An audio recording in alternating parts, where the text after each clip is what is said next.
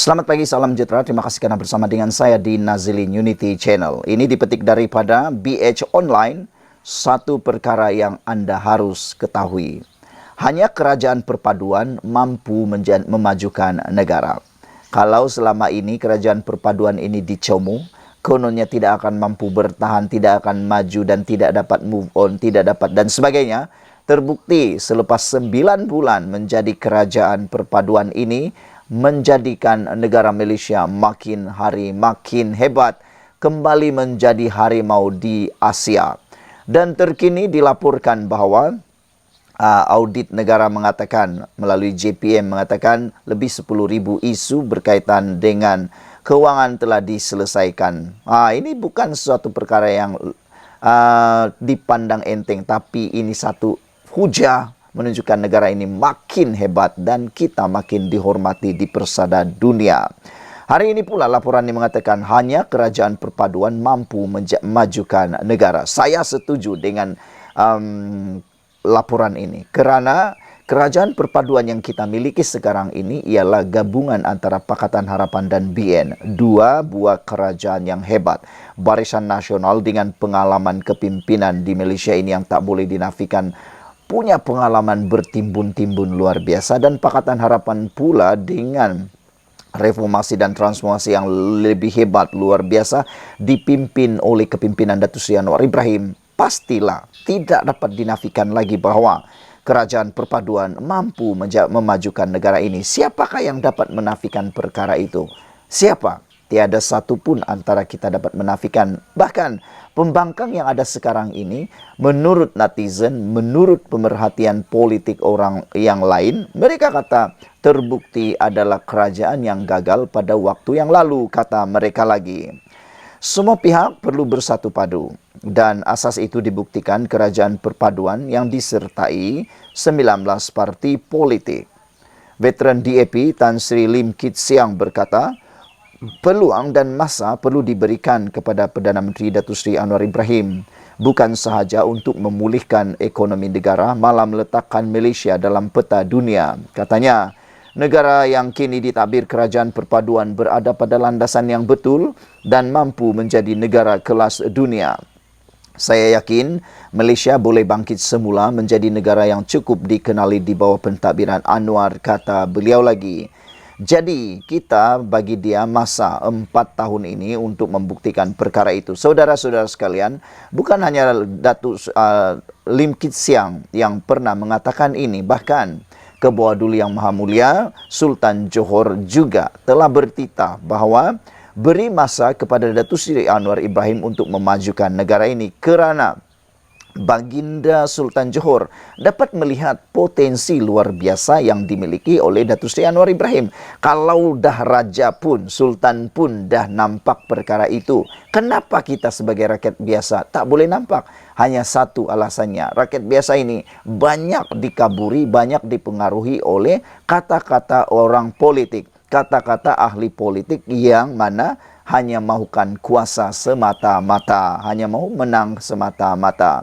Oleh itu, dalam tempoh tersebut, menurut Lim Kit Siang, janganlah kita membenarkan ada gerakan menggugat kerajaan hari ini. Jangan benarkan pisang berbuah 2 kali setelah kerajaan kerap bertukar tampuk kepimpinan. Saya tak rasa pas dan bersatu berkongsi ideologi yang sama untuk membangunkan negara, katanya.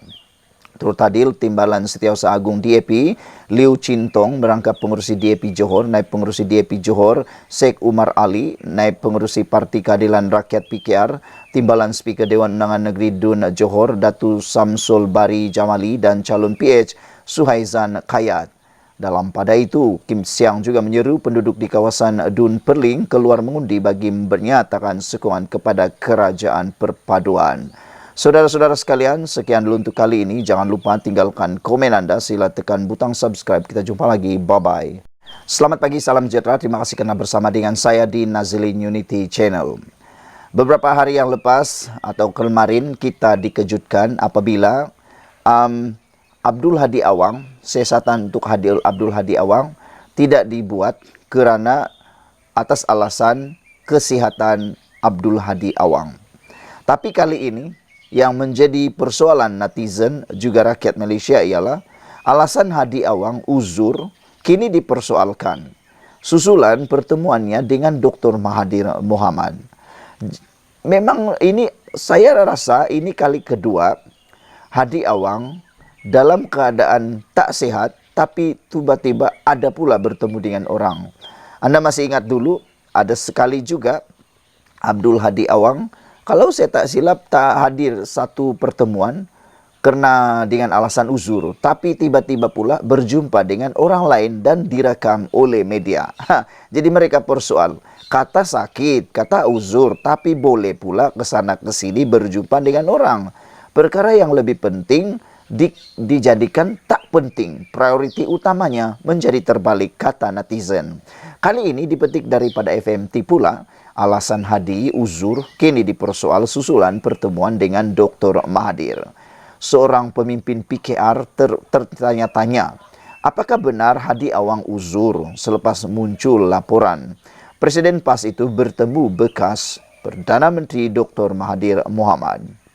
Terdahulu, polis memaklumkan proses mengambil keterangan Abdul Hadi Awang ditangguhkan selepas dimaklumkan oleh Wakil Presiden PAS itu masih uzur dan meminta proses berkenaan ditangguhkan. Bayangkanlah kan, kata uzur, yang kita faham ini kalau dia uzur, dia tak akan kemana-mana, berehat saja. Tapi uzurnya ini pelik, kata netizen, terutamanya pemimpin PKR ini yang tanya, betulkah Hadi Awang ni uzur? Kalau dia uzur, dia tak patut berjalan berjumpa dengan Tun Mahathir. Tapi uzur. Dikata uzur, tapi jumpa pula dengan Tun Mahathir, kata beliau. Timbalan Ketua Penerangan Razif Rakimin tertanya, apakah alasan uzur itu bagi mengelak keterangan Hadi direkam polis? Dalam siasatan ke atas ucapannya dalam kempen PRK di Simpang Jeram, Johor. Tindakan Hadi jelas dilihat seolah cuba memperbodohkan pihak berkuasa. Katanya dalam satu kenyataan, Hadi bergambar bersama Mahathir petang tadi dalam pertemuan yang turut dihadiri Menteri Besar Perlis Shukri Ramli, Menteri Besar Kedah Sanusi Maknor, Menteri Besar Kelantan Nasruddin Daud, Menteri Besar Terengganu Ahmad Samsuri Mokhtar dan Setiausaha Agung PAS Taqiyuddin Hassan. Pada 28 Ogos lalu, Pengarah Jabatan Siasatan Jenayah Bukit Aman Suhaili Zain dilaporkan berkata, siasatan dibuka terhadap Hadi di bawah Seksyen 4 dalam kurungan 1 Akta Hasutan serta Seksyen 233 Akta Komunikasi dan Multimedia. Saudara, persoalan yang kedua yang timbul daripada gambar ini daripada netizen ialah mereka mula bertanya, apa kedudukan PAS dengan Bersatu sekarang? Kerana PAS begitu galak berjumpa dengan Tun Mahathir Mohamad dan tidak pula membawa kepimpinan Bersatu berjumpa dengan Mahathir Mohamad. Mereka tertanya-tanya, adakah PAS mula mencari sekutu yang lain, terutamanya dalam proklamasi orang Melayu, terutamanya bersama dengan Tun Mahathir. Sekarang ini mereka tertanya-tanya, adakah Parti Bersatu mula disisihkan oleh PAS?